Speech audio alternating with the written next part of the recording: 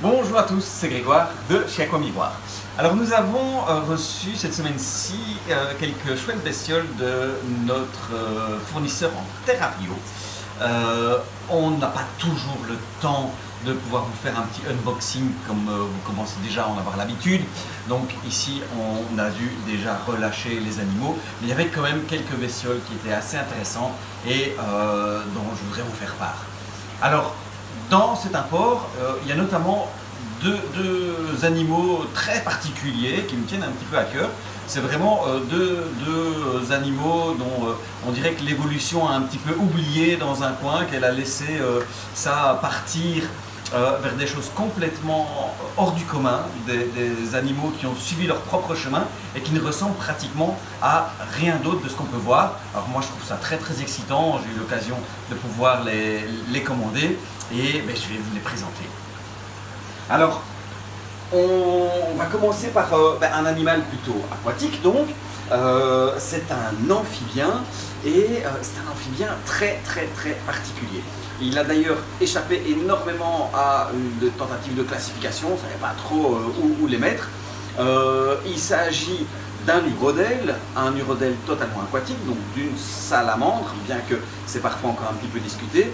Et il s'agit en fait d'une salamandre nord-américaine qui peut devenir relativement grande et qui a des caractéristiques très particulières. Alors comme vous pouvez le voir, comme les axolotes, elle a des branchies, c'est encore ici un tout jeune individu, elle a des branchies juste qui lui permettent de respirer totalement sous l'eau et elle possède deux pattes avant, mais pas de pattes arrière du tout, avec une longue queue qui donne cette impression qui ressemble un petit peu à la sirène mythologique. C'est pour ça que le nom latin, c'est une sirène lacertina, l'une des trois espèces de sirènes qui existent dans la famille des sirénidés.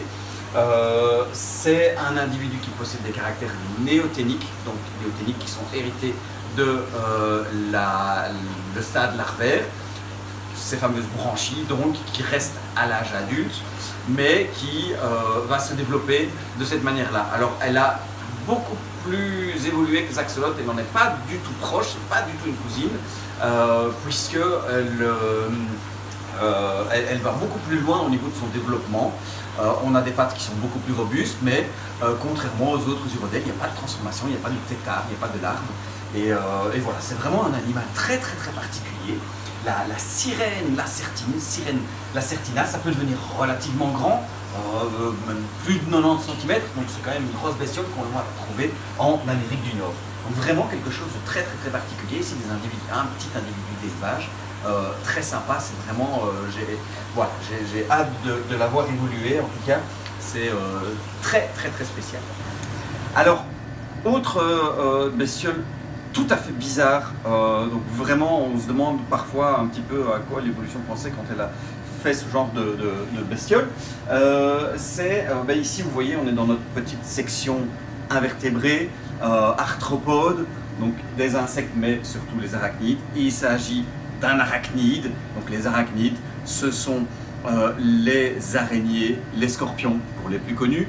Dans les arachnides il y a également les acariens comme les tiques qui ne sont pas toujours très chouettes à voir. Il y a les fameux faucheux, les opilions avec ces longues pattes.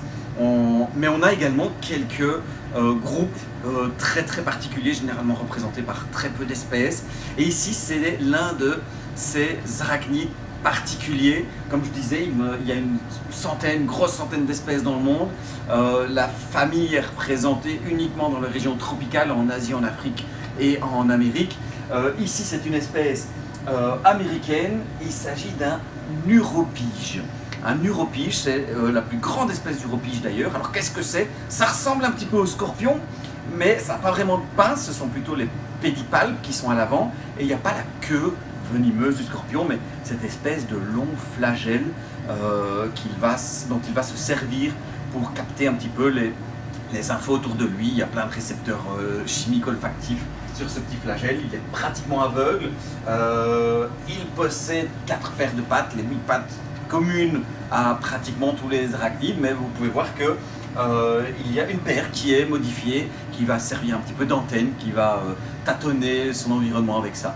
Donc ici c'est le Mastigoproctus giganteus, un uropige très particulier. Vraiment une bestiole qui a l'air de venir d'une autre planète ou d'un film d'horreur, c'est selon. Et contrairement au scorpion, celui-ci n'est pas du tout venimeux. À la place, pour se défendre, il est capable d'envoyer des petites gouttelettes d'acide,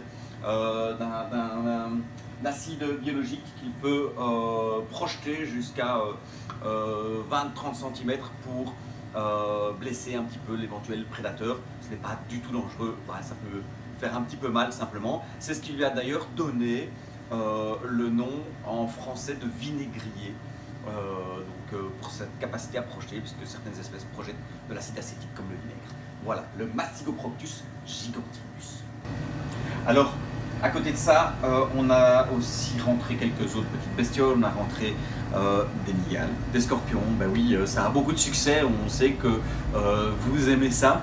Et donc, on continue à se diversifier. On a rentré quelques menthes également, quelques menthes de type menthe religieuse. Donc, voilà, dans les mygales, on a la mygale bleue de Socotra, Monocenthropus balfouri. On a mygale bouclée, la Diptocalpe albospilosus, la mygale à pattes rouges géante, la Megaphobema robustum.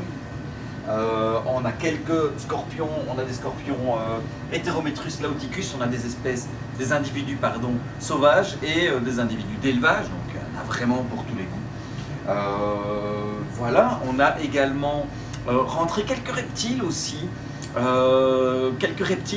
puisque on continue à étoffer un petit peu notre offre en reptiles. Alors, dans les reptiles, voilà, on a rentré ici le gecko à crête. Le gecko à crête, c'est le Corylopus ciliatus. C'est un petit gecko très sympa, enfin un petit gecko, il atteint quand même une vingtaine de centimètres. Très sympa, c'est une espèce qu'on ne retrouve que en Nouvelle-Calédonie, aux alentours de Nouméa. Donc c'est vraiment une toute petite aire de répartition, mais il se reproduit assez facilement, donc on en trouve facilement dans le commerce des individus d'élevage, même si les individus sauvages, eux, sont en grand danger vu leur toute petite aire de répartition. On a même cru un moment qu'ils avaient disparu. Donc ici, voilà, c'est le gecko à crête, c'est un petit individu qui est très sympa, voilà, pas farouche du tout. On a rentré également d'autres petits geckos, les Tropiocolotes tripolitanus. C'est le micro-gecko de Tripoli, d'Afrique du Nord, donc un tout petit gecko, 6-7 cm maximum avec la queue, donc c'est vraiment minuscule. Voilà, ça peut aller dans des tout petits terrariums, c'est le mieux pour qu'on puisse trouver à manger. Donc voilà, très chouette petit gecko. On a également rentré l'Epidactylus lugubris, petit gecko aussi de petite taille, donc qui a une particularité, je ferai un petit topo là-dessus à l'occasion, qui est parthénogénétique, donc qui se reproduit sans avoir recours à des mâles, très particulier. Voilà, donc quelques petits reptiles également. Et alors, je termine la vidéo pour vous présenter également dans les invertébrés, mais plus arthropodes. Cette fois, on a rentré des escargots géants, Lysacatina fulica, gros escargots africains dont la coquille peut faire jusqu'à 20 cm. Vraiment grosse bête, très grosse bête, facile de reproduction. Voilà, vous pouvez les voir, ce sont des très impressionnants, des tout gros escargots, très faciles d'élevage, très faciles de maintenance, ils n'ont vraiment pas besoin de grand chose. Donc voilà, ce sont les escargots géants Lysacatina fulica.